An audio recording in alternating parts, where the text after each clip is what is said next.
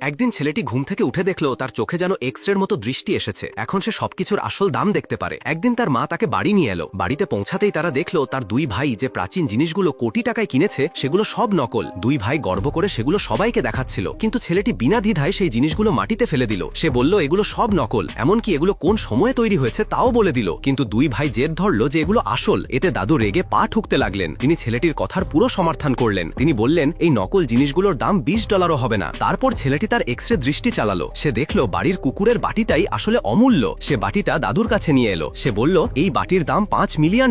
ভাইরা তার মজা করতে লাগলো। তারা তাকে গ্রামের বোকা ছেলে বলল। এমনকি দাদুও বাটির দাম বুঝতে পারলেন না। তাই তিনি একজন বিশেষজ্ঞকে ডাকালেন। বিশেষজ্ঞ পরীক্ষা করে বলল এটি 300 বছরের পুরনো প্রাচীন বস্তু। তিনি বললেন এর দাম অন্তত $5 মিলিয়ন।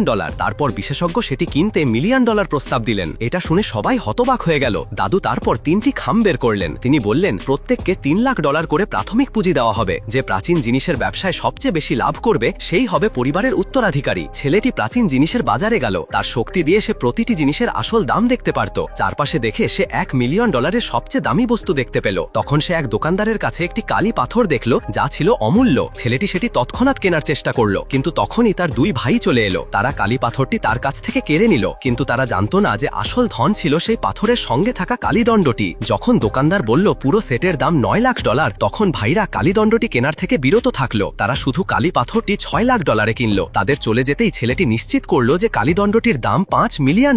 সে সেটি মাত্র $3 কিনে নিল। তারপর সবাই দাদুর কাছে ফিরে এলো। ভাইরা কালি পাথরের মূল্যায়ন করালো। দাদু বললেন এটি 100 বছরের পুরনো দুর্লভ বস্তু এবং অন্তত $3 মিলিয়ন।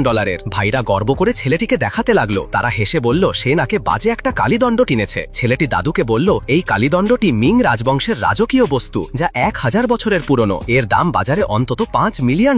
সে বলল এর এক ফোঁটা পুরো হ্রদকে কালো করতে পারে। ভাইরা বলল সে মিথ্যা বানাচ্ছে। তারা রেগে কালীদণ্ডটি হ্রদে ফেলে দিল।